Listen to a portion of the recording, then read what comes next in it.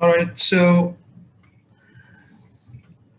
let's talk about CNS infections.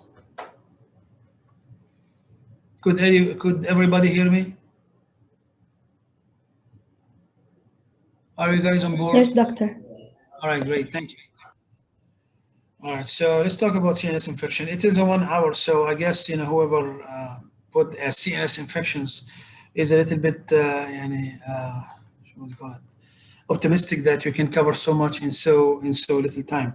So we're going to be talking about meningitis really, and it is in a way a model for everything else that happened from the infectious point of view in the CNS. Okay. So when you talk about CNS infections, it's going to be what's lumped under it is meningitis, encephalitis, and cerebral abscess. Okay, each one of them could be divided according to the pace, according to the progression of the disease between acute and chronic, or actually by etiology, viral or bacterial. And we will find out that there are also other ways to differentiate between the different etiologies that's going to be related to exposure risk. We will see that each exposure may set the patient for a specific kind of infection. All right. When you say the word meningitis, by that you are actually implying the lack of cerebral involvement and spinal cord involvement. So it is a process that is focused on the subarachnoid or limited by the subarachnoid space. Okay. And in it, depending again on the etiology, you're going to be finding actually either increased neutrophils in case of bacterial meningitis, lymphocytes in the case of viral meningitis. Okay, again, you may divide it according to the duration of the symptoms, the pace of progression between acute versus chronic. Acute, which may happen over hours to days. Usually bacterial meningitis, acute bacterial meningitis will present within 24 hours of the first symptom that the patient had. Whereas viral meningitis is going to be more on the subacute / chronic kind of pace, usually developing over 1 to 7 days.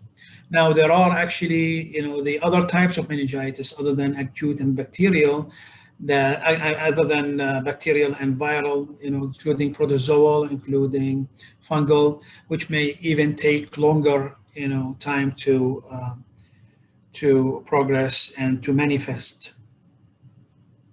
All right. So the causes of this presentation could be divided between bacteria versus virus, viral causes versus fungal causes, protozoal causes, and spirochetal causes.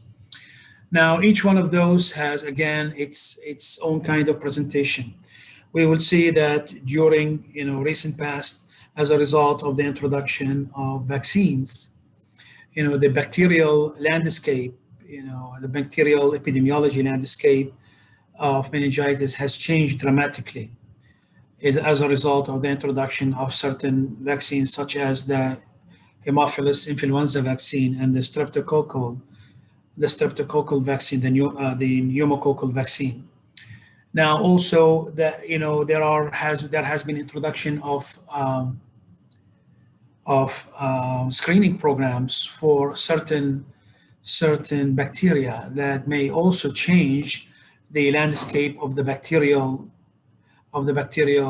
causes of meningitis. For example, in the US and the UK, there has been vigorous search for the group beta streptococcal infections in the birth canal, because it is known that the streptococcal agalactiae is the most common cause of infection in the newborns, 0 to 3 months.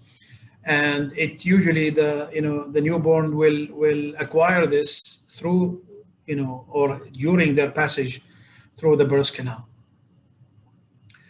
We'll talk a little bit about fungal infections, some protozoal infections, Naegleria and Fowleri and other acanthamoeba.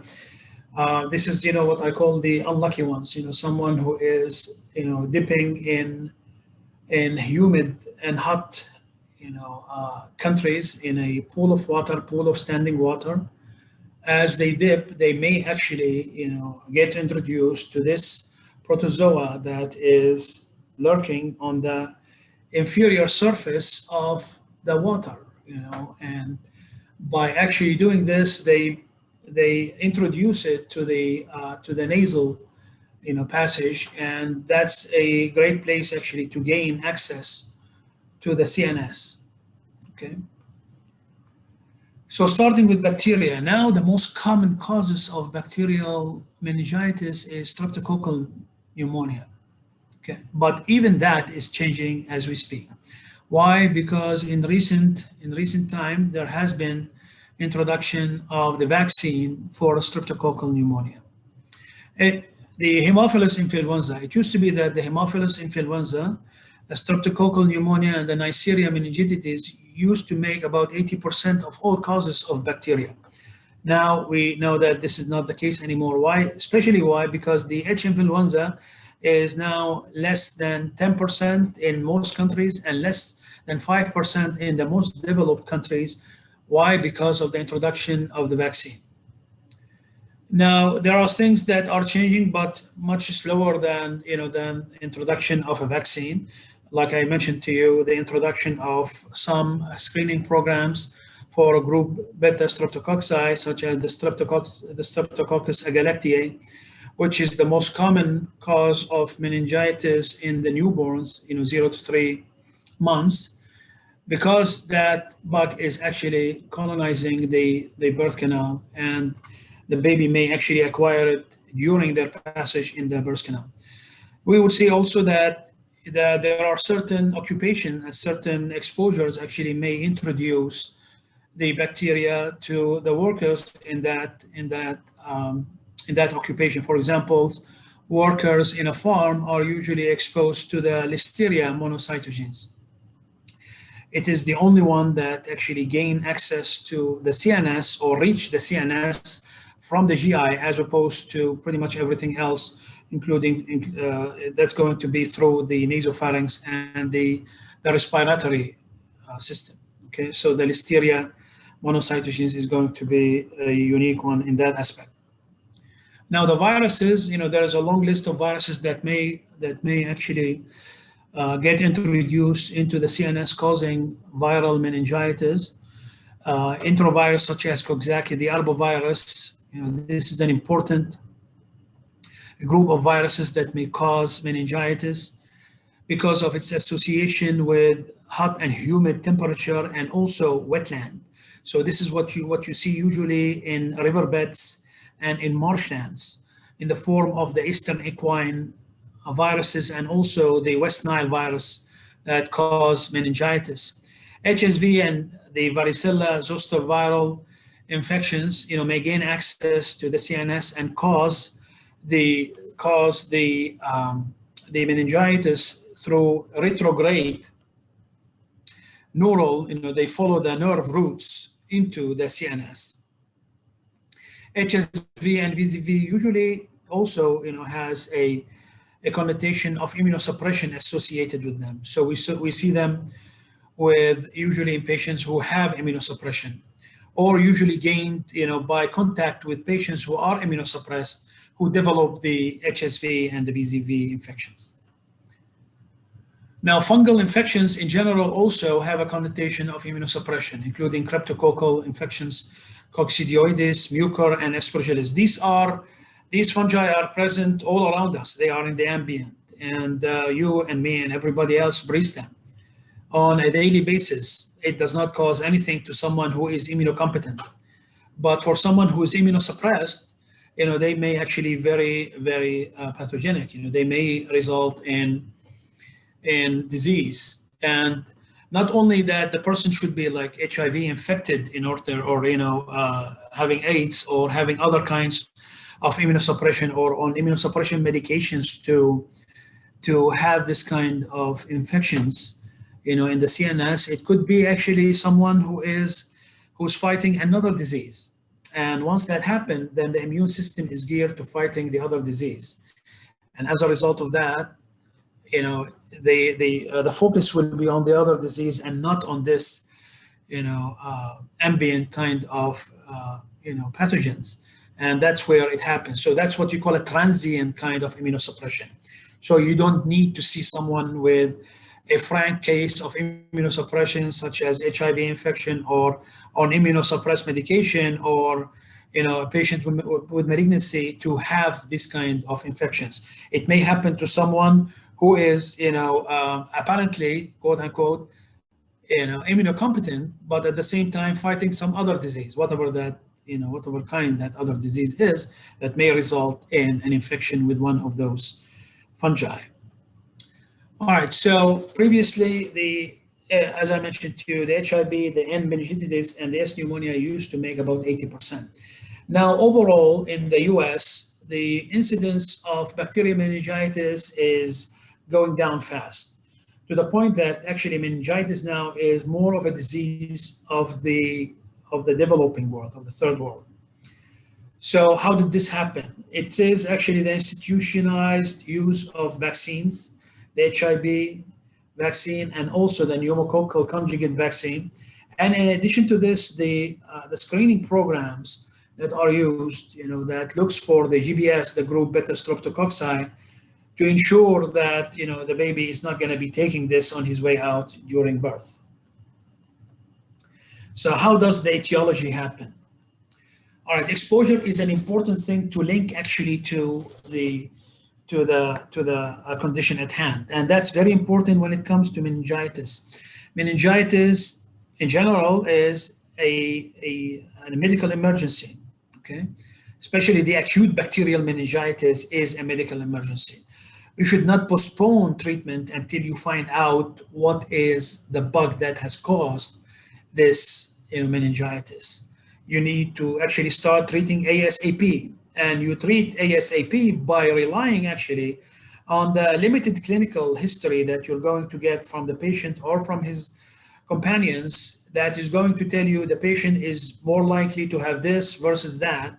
And then you also need to actually work with the epidemiology information that we have just gotten over now. So now that HIV is actually is less than 4% or less than 5%, in terms of causation of meningitis. So coverage for HIV should be the least thing on your mind. You should cover for strep pneumonia. So you treat empirically, and by knowing the epidemiology, you will know which antibiotic you may use. Okay. So exposure, on the other hand, is going to be important as well. Why? Because if your patient, has been exposed to, a sexual contact with someone who has a primary HSV infection and HIV infection, then that's going to lead you one way. If your patient knows, if you know that your patient is working on a farm or has visited the farm lately, that brucellosis and the Listeria monocytogenes are going to be top on your list, and so on and so forth. Animal contacts are going to predispose to aseptic meningitis with rabies and lymphocytic choriomeningitis and leptospiral infection. So knowing the exposure is going to help you. If you know your patient has had a recent intracranial kind of intervention, manipulation, iatrogenic kind of cause, then that's most likely going to be with Staph aureus, okay? And if your patient is having has recently had a sinusitis, then you go back and you see if there has been any culture or any kind of data about that recent infection. You have to treat accordingly, because that could be actually due to direct spread of the bug from the recent infection to the meninges. All right, so history of exposure is very important in this case, and you need to elicit that, to take that from the patient. So conditions that increase risk, you need to ask a lot of questions about, of course, while treating the patient, regarding some of the conditions that increase the risk of that patient, including respiratory infection, which you see is the most common and the most important in this case. Pneumonia is high on your list.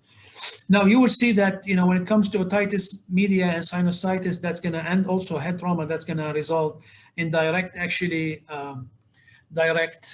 spread, if you will, of the bacteria to the meninges.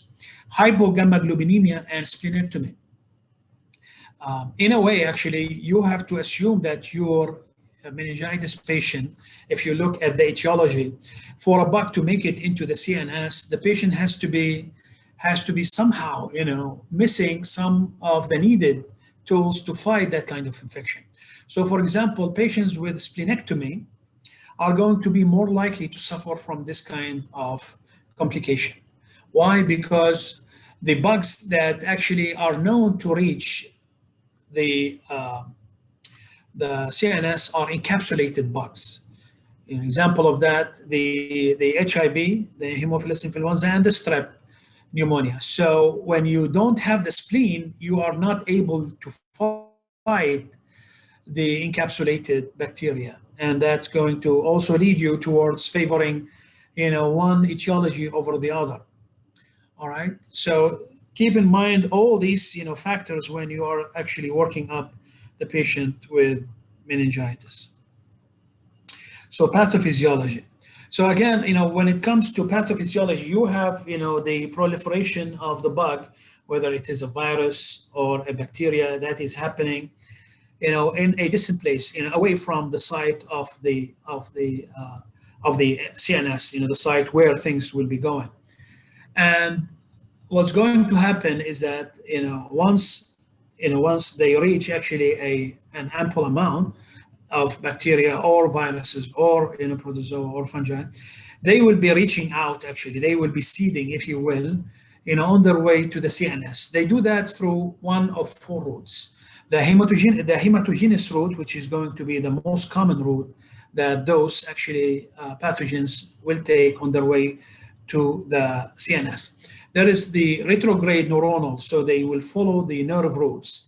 Example of that, what you see with Naegleria fowleri, and also with the HSV and VZV infections.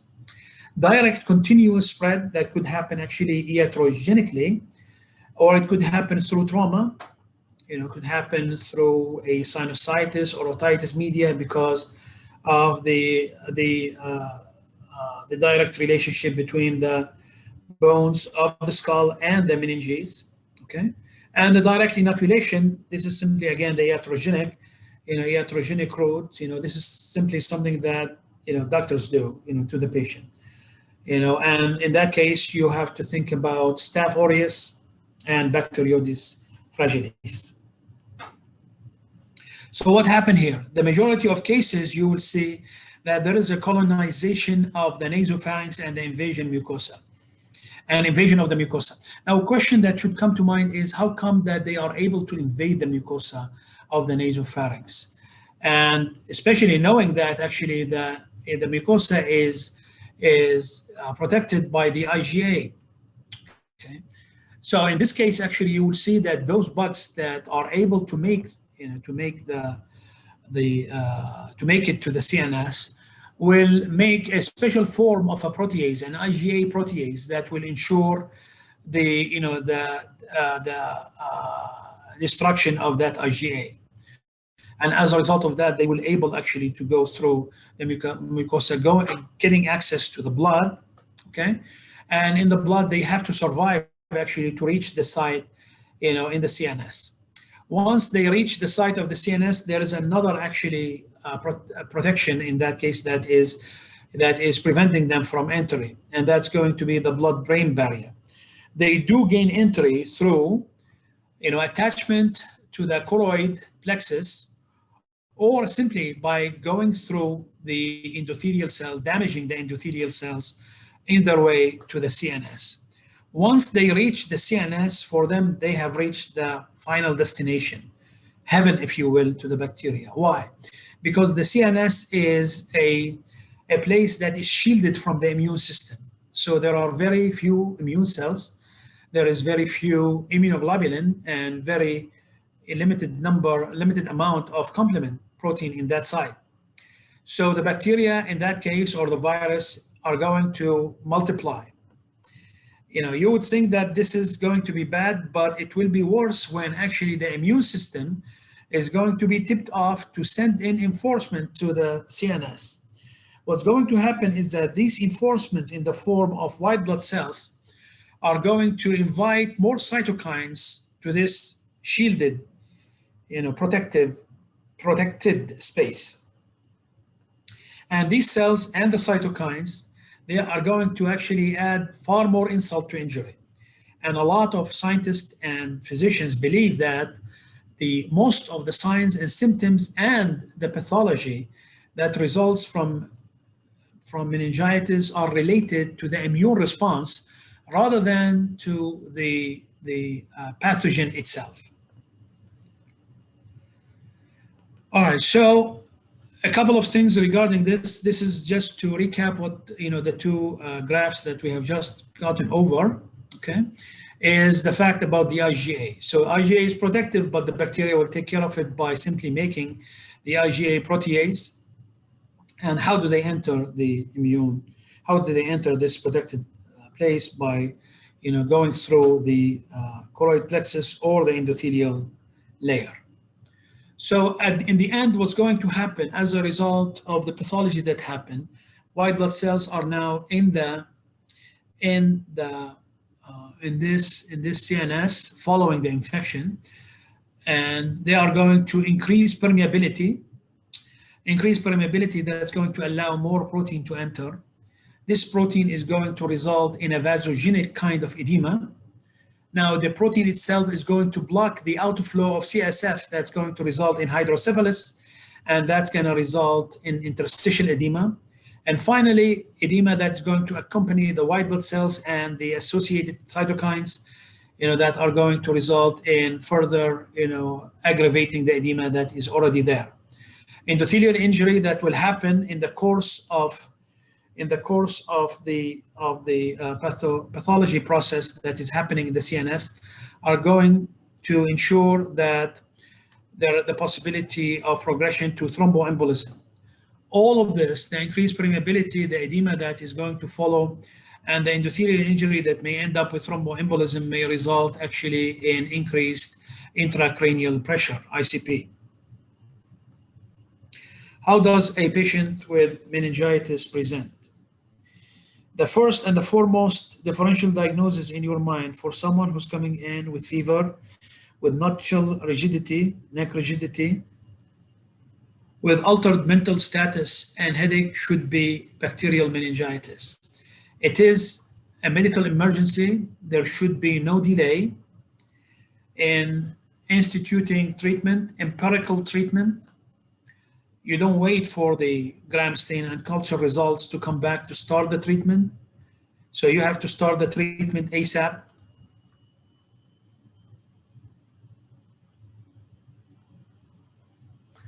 All right.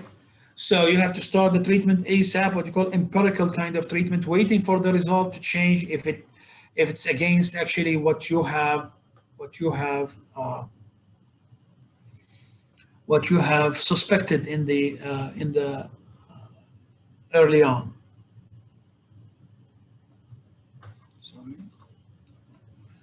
Seizure may actually follow with the progression of untreated bacterial meningitis.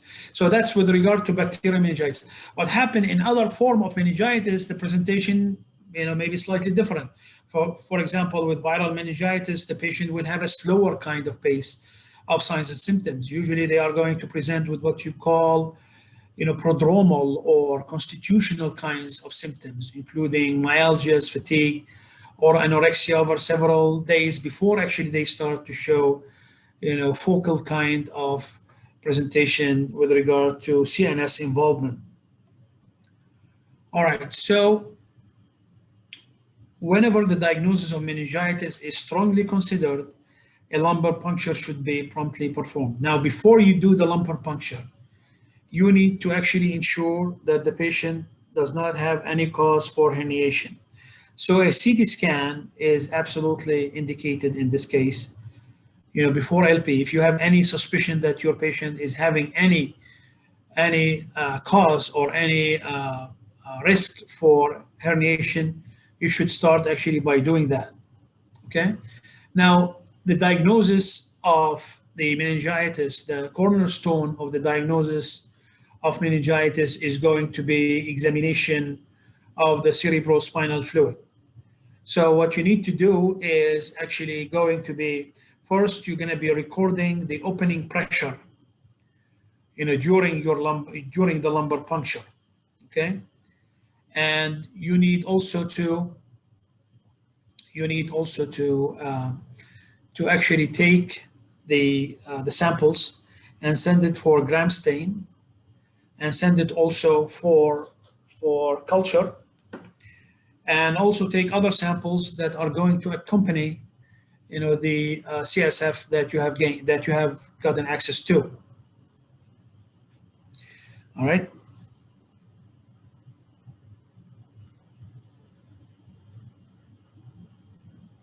Hello. Yes, doctor.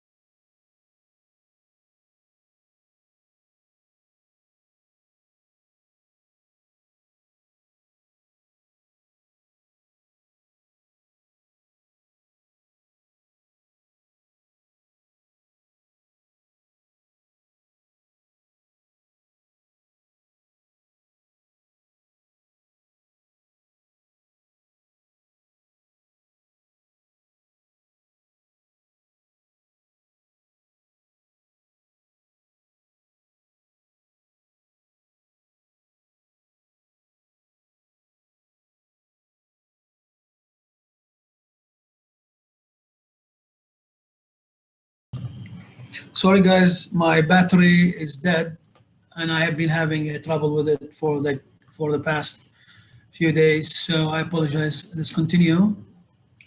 Just 1 second, please.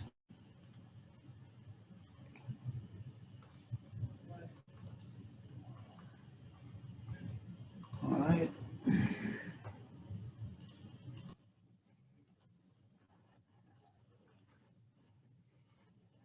Screen. Share. All right, sorry about that.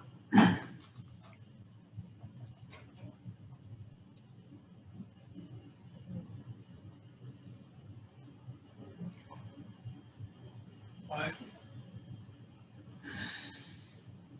Yeah, so I think this is where we arrived. Okay, so in addition to the CSF studies that you would have ordered, there are other lab studies that that you could order as well, including blood cultures that will accompany the CSF culture, and some other special studies such as serology and PCR, depending on the the bug that you're trying to actually identify. This is some of the findings that you will see with bacterial meningitis, including increased intracranial pressure, including what you call the opening pressure, and also including leukocytosis. There is a low CSF glucose and high protein. Gram stain is going to identify the causes for you in about 60 to 85% of the patients, and the culture is going to identify it even in more than that. This is a table that shows you the findings in the CSF, in different kind of presentation, and you actually could go over it just for your orientation. It is not meant to be questioned on the exam. Okay, so you will see the difference. I will start with the normal value and then take that to the rest of this. So compare, for example, between the aseptic meningitis and the bacterial meningitis when it comes to the white blood cell. So in this case, the differential count is going to be more than 80% of segmented neutrophil, whereas with the aseptic meningitis is going to be mostly actually lymphocytes. Glucose is going to be normal, whereas in the bacterial meningitis, the glucose is going to be decreased. Protein is going to be increased in bacterial meningitis, but it in aseptic meningitis could be normal or slightly elevated. Okay, so I would actually go through it on your own. There will be no questions from this on the exam. All right, some of the poor prognostic indicators when it comes to bacterial meningitis and meningitis in general include actually the extreme of age. So the very young and the very old are going to be in poor in a poor prognostic kind of presentation. Presence of comorbid conditions. I think by now this is the age of the COVID. All about this now. Everybody knows all about the comorbid conditions. With regard to any kind of disease. Two things that are related actually to the actual presentation is the decreased level of consciousness on admission and seizures within 24 hours of admission. The S pneumonia, the streptococcal pneumonia, is associated with about 20% actually mortality rate in meningitis. The L monocytogenes is associated with around 15% mortality, so higher mortality than the rest of the causes. One thing you need to ensure actually, and that's something that you need to keep in mind always. Why? Because it's important, of course, for the patient. The most important is the well-being of the patient, but it is also a cause for malpractice kind of lawsuits. If there is any delay in the initiation of treatment, waiting for anything, waiting for the the results of the culture, waiting for the results of the gram stain, all of that should not happen. Okay, should start treating ASAP, and you start empirically, and then you change according to the results of the culture that will come later.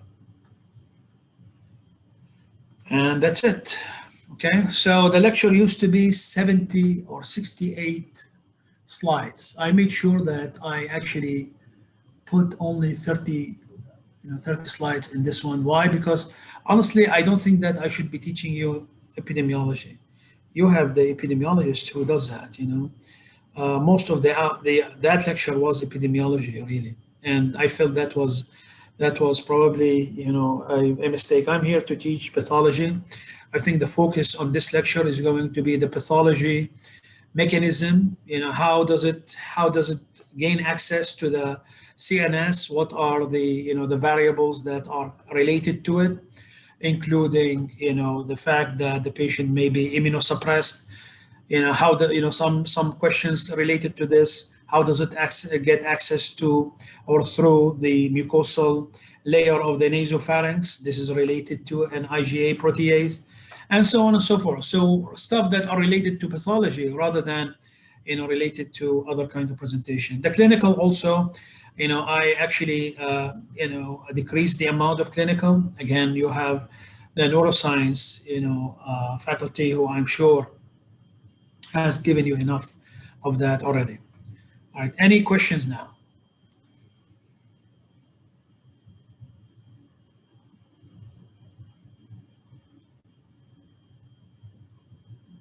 All right, guys, so what else? Any question? Someone was, okay, hold on, here it is. The patient had rigidity, right, the notch rigidity. I think this is due to the durameter roots excitation, I believe, okay? Durameter roots excitation. So that's going to result in this neck rigidity, the notch rigidity that you see in those patients. Anything else?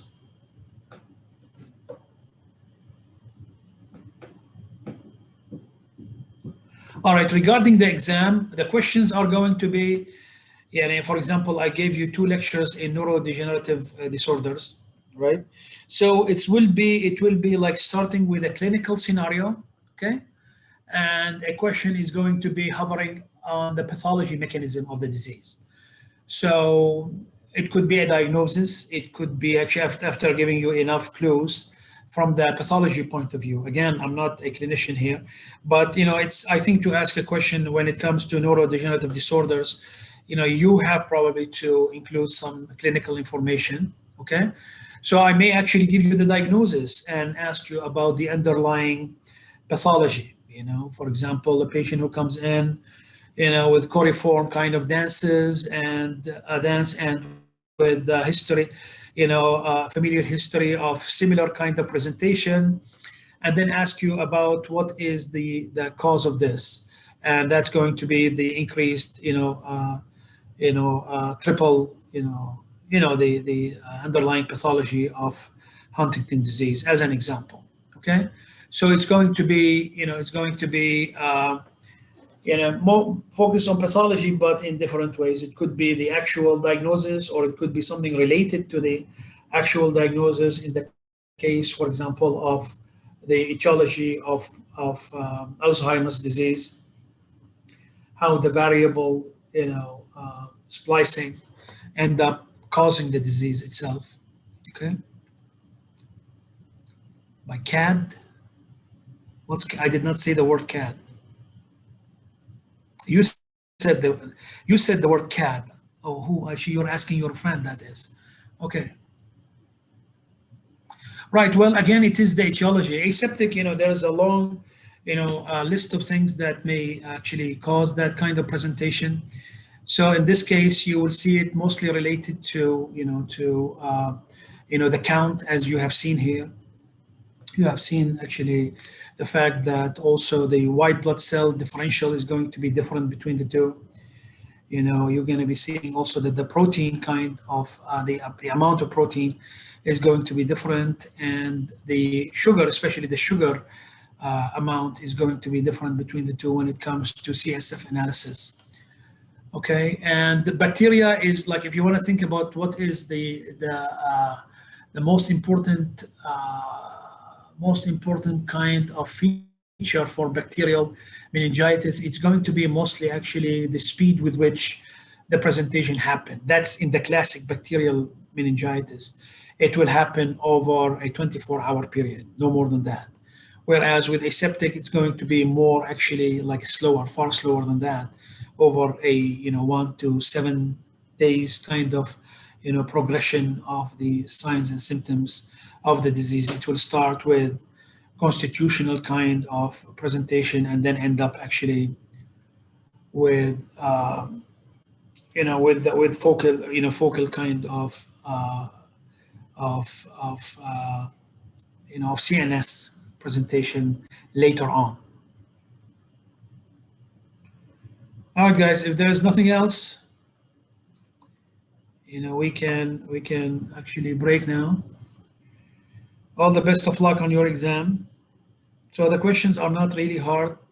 They are straightforward, and they are like what you call, asking yourself, what should I know from this lecture? This is really one of the reasons why I reduced this lecture. I don't think I should be, asking you epidemiology, God forbid, because it is not, why I was given the lecture in the first place. Honestly, to be honest with you as well, that when it comes to even the bacteriology, the causes, the most common bacterial kind of infection, the most common viral kind of infection, usually I refrain from even mentioning this in my lecture. Why? Because I know that you have taken microbiology, okay?